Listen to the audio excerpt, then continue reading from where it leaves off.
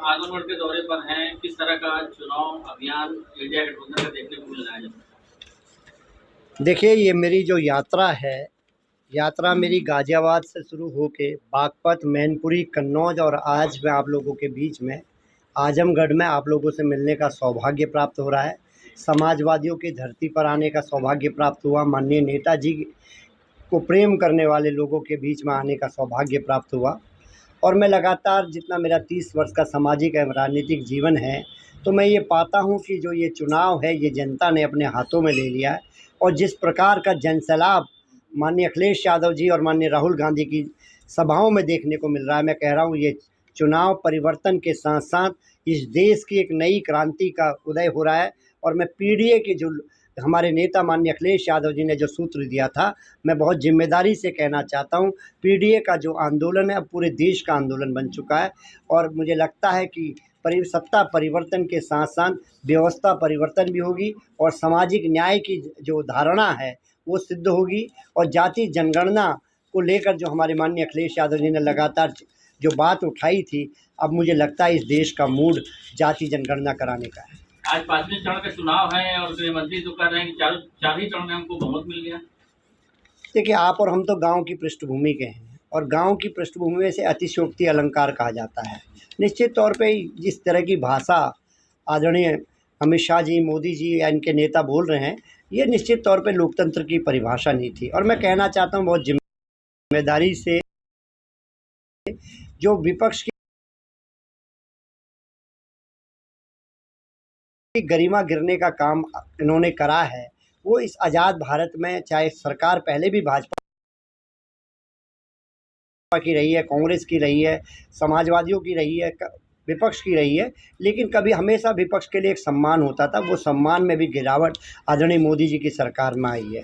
और जिस प्रकार की भाषा माननीय प्रधानमंत्री जी ने बोली है, ना केवल देश में, मैं कहना चाहता हूँ विश्व में भी एक प्रधानमंत्री पद की छवि की गरिमा को उन्होंने गिराने का काम करा है। प्रधानमंत्री आजमगढ़ में आए थे, कह रहे थे कि सपा और कांग्रेस एक ही दुकान है, दल दो है। एक का काम परिवारवाद, तुष्टीकरण और भ्रष्टाचार, दोनों का एजेंडा एक ही है। देखिए, उन्होंने जो दुकान शब्द का प्रयोग करा, मैं कहना चाहता हूँ आदरणीय राहुल गांधी जी ने भी कहा था कि मोहब्बत की दुकान खोल रहे हैं। उन्हें तो ये नफ़रत फैलाने वाले लोग हैं, बांटने वाले लोग हैं, धर्म जाति वर्ग के आधार पर बांटने का काम करते हैं।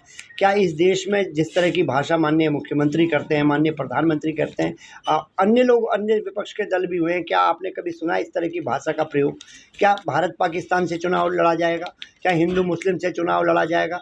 देश के जो मुद्दे हैं, चाहे वो बेरोज़गारी का मुद्दा हो, चाहे वो महंगाई का मुद्दा हो, चाहे बेटियों की असमत लूटने का मुद्दा हो, ये सब मामलों पर आज सरकार को जवाब देना है। आप भूल सकते हैं क्या पाल बेटे को, जो कन्नौज का बेटा जिसने आत्महत्या करने का काम करा, मैं कहना चाहता हूँ कन्नौज का बालक नहीं था, इस देश के का बालक था। 80 के 80 लोकसभा जो क्षेत्र है उनका बालक था, वो आजमगढ़ का भी बालक था।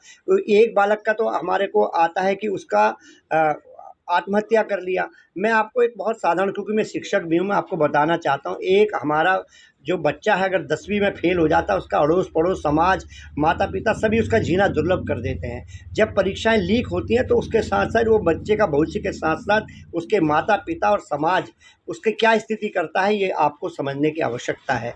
बेरोजगारी का दौर है, उनको लट खाया है योगी सरकार में। यहाँ का युवा, यहाँ की मातृशक्ति, यहाँ का किसान और यहाँ का सैनिक इस बार भारतीय जनता पार्टी से चुनाव लड़ने का काम कर रहे हैं। योगी जी कल आए थे, कह रहे थे कि चुनाव तो राम प्रेमियों और रामद्रोहियों के बीच में है। देखिए, मैं इतना कहना चाहता हूँ, आज राम तो सबके मन में है और राम इस देश का कण-कण में है, ये तो हम सब लोग मानते हैं। लेकिन आज देश के युवाओं को नौकरी की आवश्यकता है। आज हम मंदिर में भी जाते हैं तो भी हमें कुछ भेंट चढ़ानी होती है। वो भेंट तभी आ पाएगी मंदिर में जाने के लिए जब हमारी नौकरी होगी, जब हमारा रोज़गार होगा। इस पर जवाब देने का काम करें। किस प्रकार आपने देखा हमारी बेटियां, जो 109 की हमारी बेटियां थी, उनके साथ इस सरकार ने करने का काम करा। पूरी ठंड में, क्योंकि मैंने उस पर बहुत सारी डिबेटें करी हैं, पूरी ठंड में लड़कियाँ वहाँ धरने पे बैठी रही। क्यों उनकी वेतन संबंधी विसंगतियां दूर नहीं कर पाई सरकार? ये जवाबों से बचने की कहानी है कि आपका हमारा ध्यान को हटाया जा सके। राम को मानने वाले लोग, हमारे नेताजी तो हनुमान जी के भक्त थे, किसी से छुपा हुआ है? और माननीय हमारे नेता अखिलेश यादव जो कृष्ण वंशज है, क्या यदुवंशियों से ज़्यादा कृष्ण का सम्मान कोई कर सकता है? या कृष्ण को मानने वाले सबसे ज़्यादा अगर कोई लोग हैं तो यदुवंशी हैं, उनके तो इष्ट देवता हैं। तो ये जब आजमगढ़ पे आ जाते हैं जी, भारतीय जनता पार्टी के प्रत्याशी हैं निरहुआ, जी। उनका कहना है कि क्या आजमगढ़ में यादव नहीं, जो सफाई परिवार का ही यादव परिवार लड़ेगा? देखिए मैं इतना बताना चाहता हूँ, यादव की बात नहीं है, बात है कौन रिप्रेजेंट करेगा, कौन सदन में वो आवाज़ को उठाने का काम करेगा और कौन बॉम्बे चला जाएगा।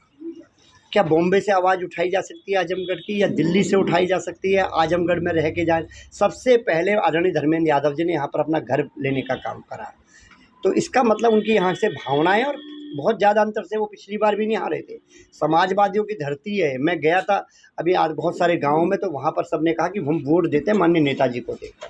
नेताजी से अटैचमेंट है लोगों का, भावनात्मक प्रेम है, राजनीतिक प्रेम नहीं है। ये मैंने इस धरती पे आके ही सीखा है, आप लोगों से सीखा है कि यहाँ का जो अटैचमेंट है समाजवादी पार्टी का मतलब आज भी यहाँ पर आदरणीय नेताजी हैं। नेता और मैं धर्मेंद्र जी के लिए इसलिए नहीं कि मैं उनकी पार्टी का प्रवक्ता हूँ, मैं धर्मेंद्र जी सदन में बहुत मजबूती से बात रखते हैं।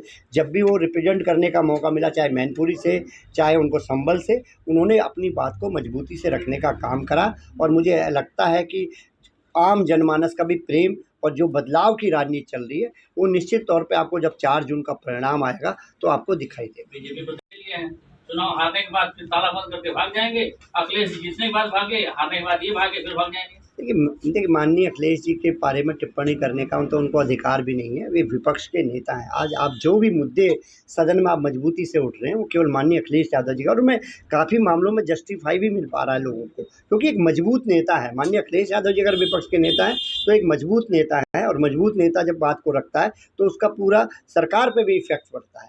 अगर कोई उनकी अन्य जगह कोई नेता रखता तो नहीं रख पाता, चाहे वो हमारे ही कोई नेता रखते। माननीय रहे हमारे पार्टी के अन्य विपक्ष के नेता, क्या आप बता सकते हैं कि बेरोजगारी के मुद्दे को, चाहे महंगाई के मुद्दे, एक और जो खुले जानवरों का मुद्दा है, माननीय अखिलेश यादव जी ने इस मुद्दे को इतनी जोर शोर से उठाया, इसकी आवाज़ आपको गाजियाबाद से लेकर गाजीपुर तक आपको सुनाई देती है। आश्वस्त है आपकी सरकार इंडिया गठबंधन बन रही है? देखिए मैं पूर्णतः 4 जून को आप लोगों को मेरे से लगाव रहा, विजय भाई हमारे बड़े भाई की भूमिका में है, इनके थ्रू हमारा प्यार आप लोगों से जुड़ा है। मैं निश्चित तौर पे मैं आपकी मिठाई खाने दोबारा आऊँगा और आपको भी मिठाई खिलाऊँगा, ये मैं आश्वस्त हूँ। ठीक, थैंक यू।